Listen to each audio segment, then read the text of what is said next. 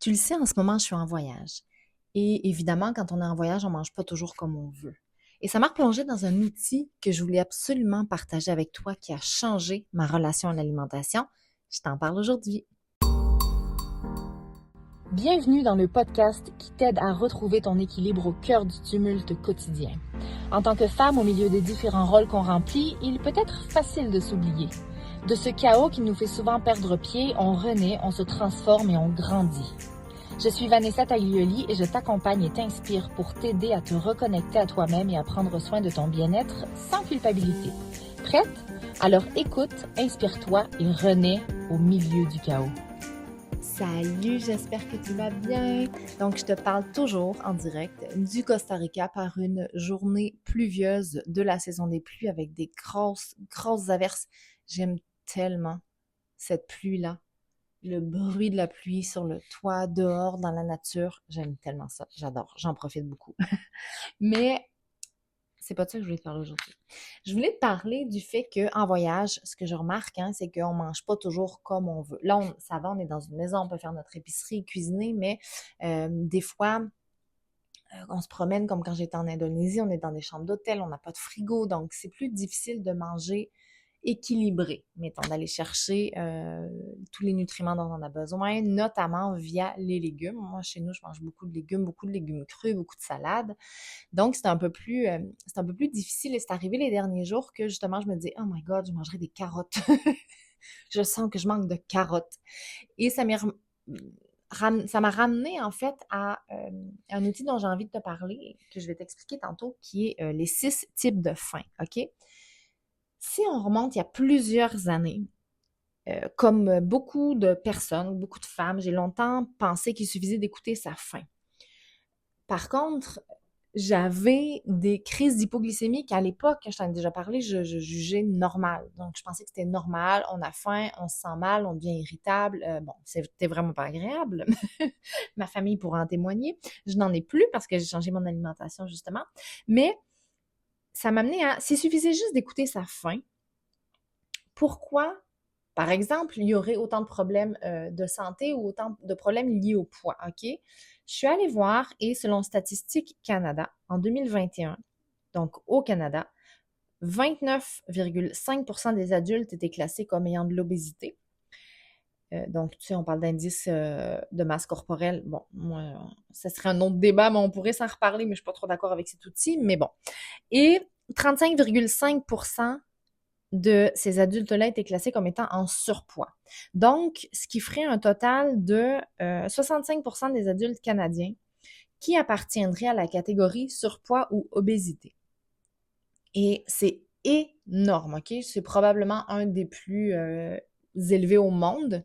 Quand je voyage, quand je regarde, je vois qu'ici, c'est vraiment très différent. Mais ça m'a ramené à ça. Je suis comme, si on écoute notre faim, c'est quoi qui se passe? Pourquoi ici, il y a autant de gens en surpoids? Et tu sais, le surpoids, c'est pas juste un aspect esthétique, hein. Le surpoids, ça crée des troubles dans ton corps. Le corps est pas fait pour être en surpoids.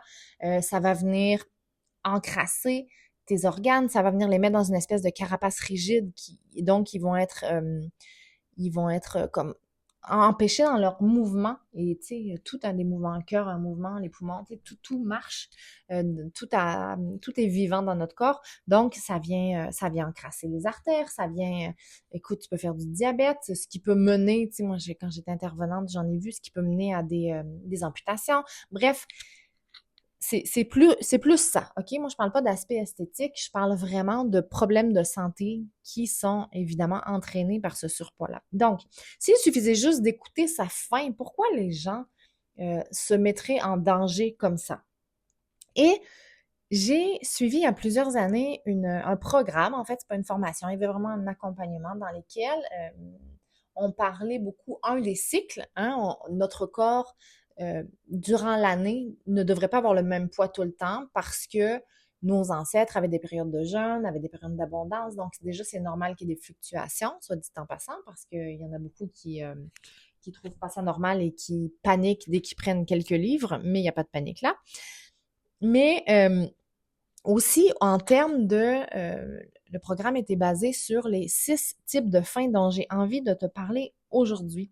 Parce que quand on parle de faim, ben on a euh, une définition de la faim, il n'y en a pas d'autre. Et on pense que c'est juste, ben, OK, j'ai envie de manger, je vais manger, je le sens, ou j'ai le ventre qui gargouille, ou tout ça. Donc, c'est pas ça, c'est plus complexe que ça. La faim est pas uniquement physique. Puis quand on pense que oui, ben on passe à côté de ce que notre corps ou même notre cœur, tu vas voir, essaie de nous dire, OK? Donc, c'est quoi ces fameuses six faims et comment elles peuvent tout changer? Je te l'explique. D'abord, la première faim dont j'ai envie de te parler, c'est la faim de soif. C'est une drôle de phrase, hein, la faim de soif. C'est-à-dire que avant, il y a très longtemps, il faut se rappeler que quand il y a des changements dans notre environnement, notre corps, notre biologie, elle, met très longtemps à évoluer. Donc oui, je vais te parler d'hommes préhistoriques, de nos ancêtres très lointains, parce qu'on a encore programmé de cette manière, d'une certaine manière. Donc, à l'époque, quand nos ancêtres n'avaient rien pour conserver de l'eau, il n'y avait pas de verre, pas de bouteille, pas de vase, pas de tonneau, il n'y avait rien. Une des seules manières d'aller étancher notre soif, c'était d'aller manger, de manger des baies, par exemple, qui ont beaucoup d'eau. Tu sais, tu as juste à penser maintenant au céleri, au concombre, tu sais qu'il y a énormément d'eau dans ces légumes-là. Donc, ils se dirigeaient vers certaines baies pour pouvoir avoir de l'eau. OK? Donc, encore maintenant, si tu ne bois pas assez, si tu n'es pas hydraté, si tu n'attends pas d'avoir soif pour boire, hein, on parle d'à peu près 2 litres par jour, donc moi j'ai toujours une bouteille à côté de moi, ce qui va arriver, c'est qu'à un moment donné, ton cerveau va t'envoyer un signal et au lieu d'aller boire, tu vas avoir tendance à te tourner vers la nourriture. Et évidemment, tu n'iras pas vers les baies. Généralement, c'est pas ce qui se passe. Tant mieux si c'est le cas, mais même à ça, c'est quand même pas assez. Maintenant, on a la chance d'avoir accès à l'eau, donc c'est important de boire suffisamment. Ça, c'est le premier type de faim. La deuxième faim, c'est celle du ventre vide. C'est-à-dire que, effectivement, quand tu te couches le soir et que tu te réveilles le matin, ton ventre est vide. Et des fois, ben, ça se peut qu'il y ait des gargouillis, puis des fois, ça se peut qu'on sente un inconfort. Pourquoi? Parce on n'est plus habitué d'avoir le ventre vide. Je te parlais que nos ancêtres avaient des périodes de jeûne. Donc, eux, ils étaient habitués. C'était une sensation qui était normale. Maintenant, on mange tout le temps. Avoir le ventre vide ne signifie pas qu'on a faim. Avoir le ventre vide ne signifie pas qu'on doit manger.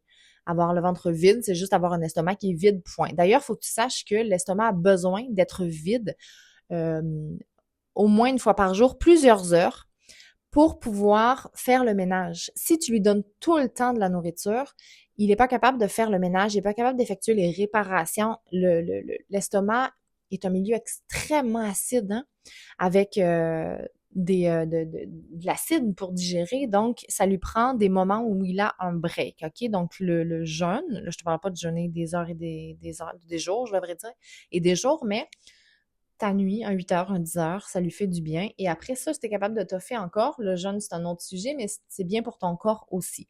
Mais donc, avoir le ventre vide, c'est pas une faim non plus. C'est un organe qui est vide. C'est tout. Ça veut pas dire que tu dois absolument manger. Faim numéro 3, tu en as sûrement déjà entendu parler, c'est la faim émotionnelle. Quand on parle de manger ses émotions, ben oui, elle est là pour vrai, elle existe pour vrai. C'est-à-dire que parfois, parce qu'on a été programmé comme ça, parce que quand on était jeune, on a probablement une grand-maman, quand on s'est mis à pleurer, qui nous a dit « Viens, viens, arrête de pleurer, là, grand-maman va donner un biscuit », ben on a associé de combler certaines émotions avec la nourriture. Et ça peut être ça qui arrive pour toi aussi. Certaines émotions, de la tristesse, de la colère, de l'ennui même. Tu es chez toi, tu t'ennuies, ou tu es toute seule, tu t'ennuies parce que tu es toute seule, tu peux avoir tendance à te tourner vers la nourriture. Celle-là est très présente et je te dirais que c'est probablement une des fins qui est en cause, une des fins les plus importantes en cause liées avec le surpoids parce que au lieu de s'adresser directement à l'émotion, on met un bouchon dessus, hein? On ne veut pas l'entendre. Ce que je t'invite à faire, c'est vraiment d'écouter l'émotion. Avant d'aller manger, si tes autres besoins sont comblés en lien avec les faims dont on parle aujourd'hui, c'est juste de te demander, est-ce que j'ai vraiment faim? Quelle est l'émotion actuellement que je vis? Parce qu'il s'est peut-être passé quelque chose que ce soit à l'extérieur ou même dans ton cerveau, hein, le petit hamster qui part, qui fait que soudainement, j'ai une émotion, mais je ne suis pas habituée de les écouter. Donc, j'ai tendance à passer à autre chose, à aller manger, puis à faire autre chose après. Donc, est-ce qu'il vient de se passer quelque chose? Est-ce que je viens de me dire quelque chose? Moi, ça m'a vraiment beaucoup aidé de... pas au niveau de l'alimentation, parce que j'avais pas tendance à me tourner vers la nourriture, mais au niveau de ma gestion des émotions, parce que des fois, je me sentais pas bien, puis je savais pas pourquoi. Et là, qu'est-ce qui vient de se passer? Je me posais la question, ah oui, il vient de se passer ça, je me suis dit ça. Finalement, en le nommant, je me dis, ben c'est pas si grave, et je suis capable de passer à autre chose. Parce que souvent, on veut pas faire face à nos émotions, puis c'est pas si pire, hein? C'est juste d'être capable de se reconnecter avec ces émotions-là au lieu d'aller combler ça avec de la nourriture, qu'encore une fois, c'est sûrement pas des carottes que tu vas manger. La quatrième faim, c'est la faim d'hypoglycémie. Je t'en parlais tantôt. Moi, j'en faisais.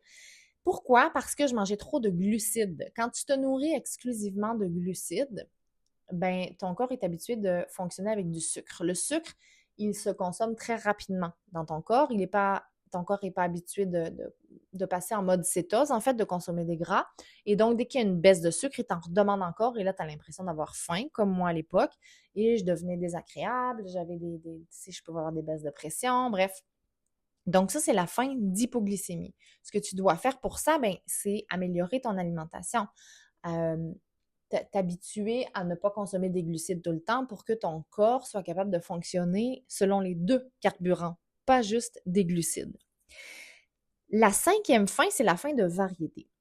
C'est-à-dire que si tu ne manges pas assez varié pour aller chercher assez de nutriments, ben ton corps il va te dire ah non, ça ne marche pas, j'ai faim. Par exemple, tu vas au McDo, tu prends un Big Mac en trio avec évidemment frites et liqueurs, et 1 heure après, tu as faim. Tu n'as pas faim parce que tu n'as pas assez mangé en quantité.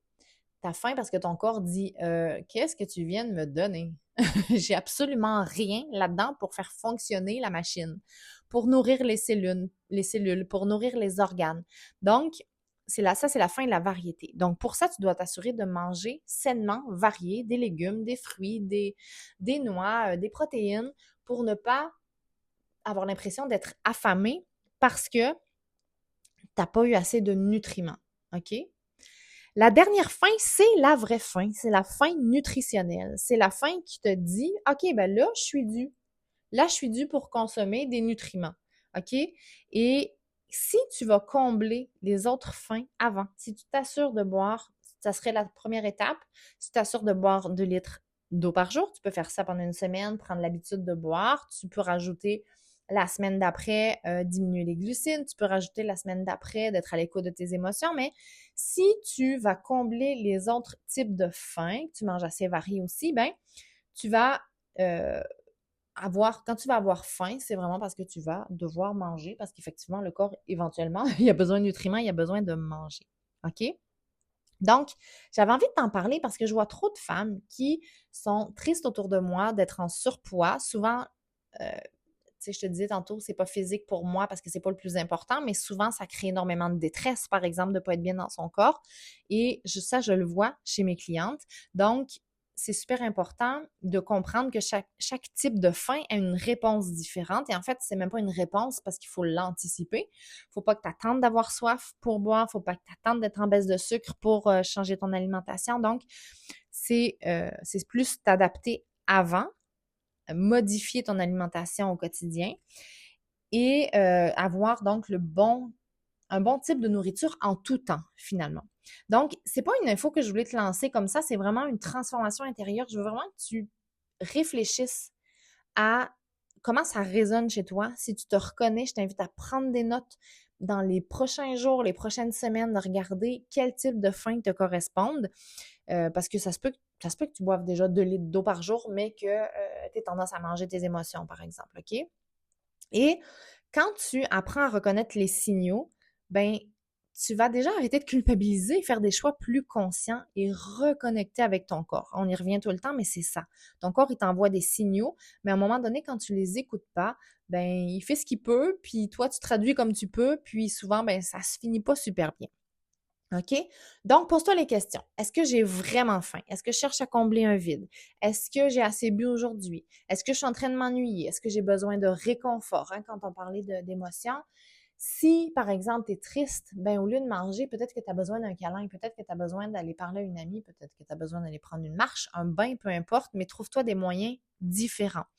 Est-ce que tu manges assez varié dans ton quotidien? Donc, tu as assez de nutriments et de vitamines. Parce que le but, c'est pas juste de manger comme correctement. On veut vraiment honorer son corps. Je le dis tout le temps, le bien-être, c'est un tout. Et ça commence par la base, ça commence à prendre soin de ce corps qui est là au quotidien pour toi. Et pour ça, ben, je t'amène à l'écouter, à arrêter de te juger aussi. La faim, ça doit pas être tu sais, je vois des femmes qui ont une relation de haine avec leur corps, avec l'alimentation, avec la faim, parce qu'elles ont du mal à gérer leur poids, à réguler leur poids. Donc, on ne veut pas que ça devienne un problème à régler, encore une fois, OK? Dans notre société, les femmes, on est toujours, faut toujours qu'on tienne bon, on ait de la volonté, on se contrôle.